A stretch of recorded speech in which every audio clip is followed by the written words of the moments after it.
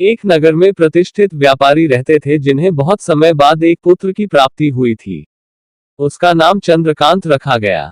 चंद्रकांत घर में सभी का दुलारा था। अति कठिन एवं लंबे समय इंतजार के बाद संतान का सुख मिलने पर घर के प्रत्येक व्यक्ति के मन में व्यापारी के पुत्र चंद्रकांत के प्रति विशेष लाड़ प्यार था, जिसने चंद्रकांत को बहुत बिगाड़ दिया था। घर में किसी भी बात का अभाव नहीं था।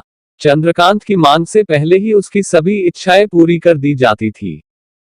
शायद इसी के कारण चंद्रकांत को ना सुनने की आदत नहीं थी और ना ही मेहनत के महत्व का आभास था। चंद्रकांत ने जीवन में कभी अभाव नहीं देखा था, इसलिए उसका नजरिया जीवन के प्रति बहुत अलग था और वहीं व्यापारी ने कड़ी मेहनत से अपना व्यापार बनाया था। ढलती उम्र के साथ व्यापारी को अपने कारोबार के प्रति चिंता होने लगी थी। व्यापारी को चंद्रकांत के व्यवहार से प्रत्यक्ष था कि उसके पुत्र को मेहनत के फल का महत्व नहीं पता। उसे आभास हो चुका था कि उसके लाड प्यार ने चंद्रकांत को जीवन की वास्तविकता और जीवन में मेहनत के महत्व से बहुत दूर कर दिया है। गहन चिंतन के बाद व्यापारी ने निश्चय किया कि वो चंद्रकांत को मेहनत के फल का महत्व स्वयं सिखाएगा, चाहे उसके लिए उसे कठोर ही क्यों न बनना पड़े।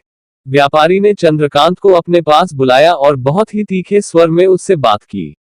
उसने कहा कि तुम्हारा मेरे परिवार में कोई अस्तित्व नहीं है, तुमने मेरे कारोबार में कोई योगदान नहीं दिया और इसलिए मैं चाहता हूं कि तुम अपनी मेहनत से धन कमाओ, तभी तुम्हें तुम्हारे धन के मुताबिक 2 वक्त का खाना दिया जाएगा।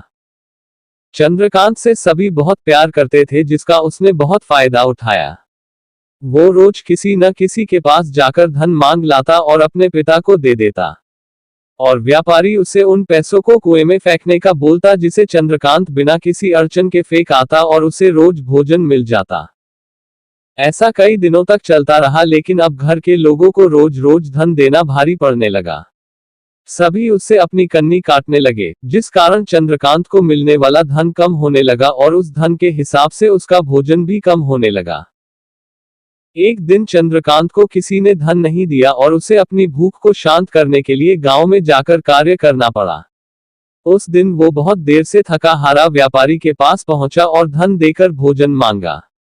रोज के अनुसार व्यापारी ने उसे वो धन कुएं में फेंकने का आदेश दिया, जिसे इस बार चंद्रकांत सहजता से स्वीकार नहीं कर पाया और उसने पलटकर जवाब दिया, पिताजी, मैं इतनी मेहनत करके पसीना बहाकर इस धन को लाया और आपने मुझे एक क्षण में इसे कुएं में फेंकने कह दिया।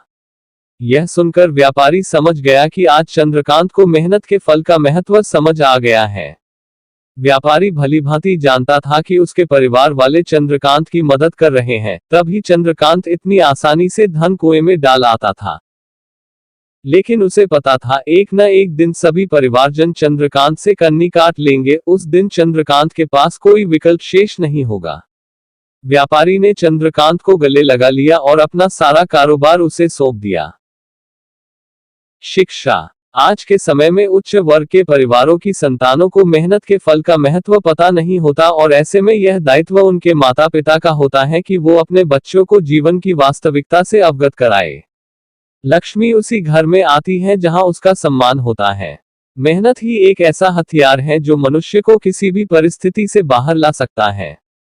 व्यापारी के पास इतना धन तो था कि चंद्रकांत और उसकी आने वाली पीढ़ी बिना किसी मेहनत के जीवन आसानी से निकाल लेते, लेकिन अगर आज व्यापारी अपने पुत्र को मेहनत का महत्व नहीं बताता तो एक न एक दिन व्यापारी की आने वाली पीढ़ी व्यापारी को कोसती। ऐसी ही अन्य प्रेरणादायक हिंदी कहानी के लिए चैनल को सब्सक्राइब करें।